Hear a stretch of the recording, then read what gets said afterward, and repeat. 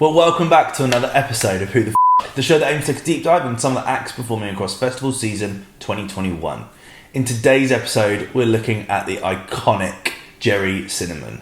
This has been an artist that's been asked about multiple times on this channel. Multiple people have asked me to do this video since the birth of Who the F***, and we're finally getting there. So without further ado, if you've never heard of him before, hopefully this video helps answer the question, who the f*** is Gerry Cinnamon?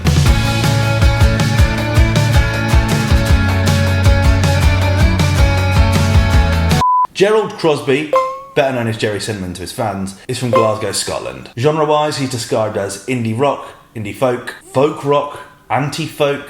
I don't know if any of those kind of make any sense, but, you know, whatever. He reminds me of people like Frank Turner and, you know, those kind of big singer-songwriter-y kind of people. I think the genres of, like, indie folk, indie rock, they're just trying to categorise this guy. I think he makes Gerry Cinnamon music. I think that's probably the closest thing you're going to do to his heart, his kind of thing. Crosby was raised in the Valley, a residential area in the Castle Milk district of Glasgow. While performing a solo gig at college, he met aspiring producer Chris Marshall, a neighbour from Castle Milk. They began collaborating on a casual basis and eventually formed a lo-fi band called the Cinnamons. Gerry would adopt the moniker as a solo artist, and later some of his catalogue contains compositions from that era, such as the record Sometimes. Sometimes, maybe more than some of the time. In 2014, after selling out small gigs at small venues purely through word of mouth and social media, he was invited to write and perform a song at the rally event in George Square ahead of the referendum on the Scottish independence. You can bury my bones, but the truth of it can't be denied.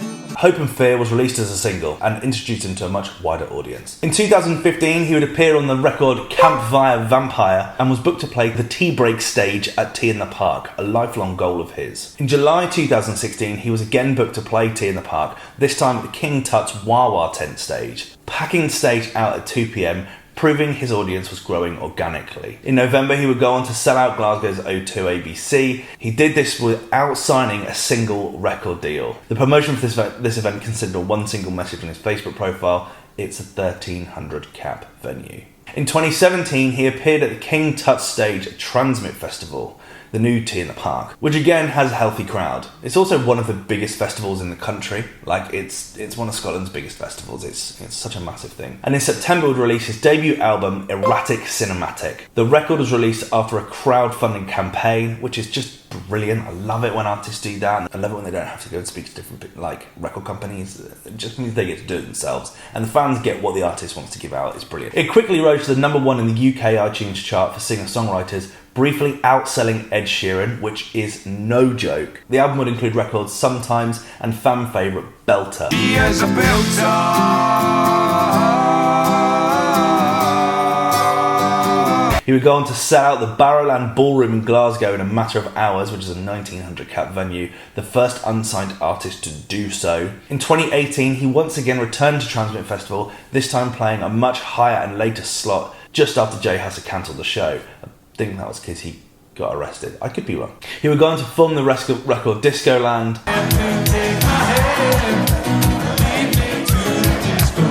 which has amassed over 6.4 million hits on YouTube. He was also booked to play the Rise Festival, which is like the V Festival 2.0, in August. And later on in 2018, would go on to announce a Scottish tour which sold out in seconds, leaving many fans frustrated. He would then go on tour supporting the Cortinas and would go on to announce a UK and Ireland tour, which also sold out very quickly, leading to the addition of extra dates and upgraded venues. In 2019, he headlined a stage at Edinburgh's Hogmanay 2018 to 2019 Street Party. It's their Scottish New Year's Eve. It's, you know, a massive part of them. And in May, he would play a show with Liam Gallagher, who has gone on to be a massive fan of Gerry's. He would go on to play multiple festivals, including Benicassim, Isle of Wight, Kendal Calling, Why Not, and Glastonbury. In July, he would go on to headline the main stage on the Friday at Transmit Festival alongside Stormzy, Catfish and the Bottlemen, Bastille, George Ezra, and Snow Patrol, and went on an arena tour, selling out all 125,000 tickets in advance. That is no joke. In April, he would go on to release his sophomore album, this is in 2020. In April, he would go on to release his sophomore album, The Bonnie, on his own record label, Little Runaway. The record would feature previous release singles Canter, Sun Queen, Dark Days, and The Bonnie. This is the beginning of the rest of your life. She said she had a thing for James Dean and the music from the 50s. If life is just a game and luck is for losers, you can build the body, I can tell by the look in your eye. And the newly released album highlight, Where We're Going. Where we go with this shit don't matter. La, la, la, la. The album went on to become the fastest selling vinyl of the year and the third biggest selling album in the UK, released in 2020. Alongside the announcement of the album, he announced a show at the nearly 52,000 cap Hampden Park, becoming the first Scottish act to headline the National Stadium, and sold out all tickets within hours. I mean, I'm not the biggest fan of Gerry Cinnamon. His music is not my cup of tea. Not really. I don't detest him, I just don't really get the hype. What I do really respect about him is that he's done it all himself and that he has made that hype himself. I watched an interview while I was doing the research for this video where he was like, I don't even have a manager. I don't know if that's still the case because he's so big, but he has just kind of done it. And I have so much time for that. Anyone that isn't stuck to like a major is a massive win in my book.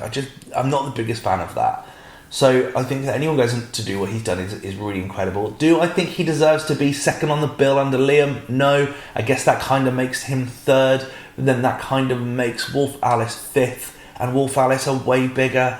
It feels wrong to me, but I guess he's been supporting Liam and I guess that's why. But, I think a lot of people will go to that gig at Reading and Leeds. It's his first time playing. He's going to be supporting Liam Gallagher on the Main Stage West. I think it's the Main Stage West, which is like the kind of more commercial stage by the looks of things. So I guess it will go Gerry Cinnamon, Queens of the Stone Age, Liam Gallagher, but we'll know near the time. And I don't think he's my big cup of tea, but a lot of people love his music and people have been asking for me to do this video for a long time, so I hope this does it justice. I'd love to know what you have to say. Let me know your thoughts in the comment section below as always.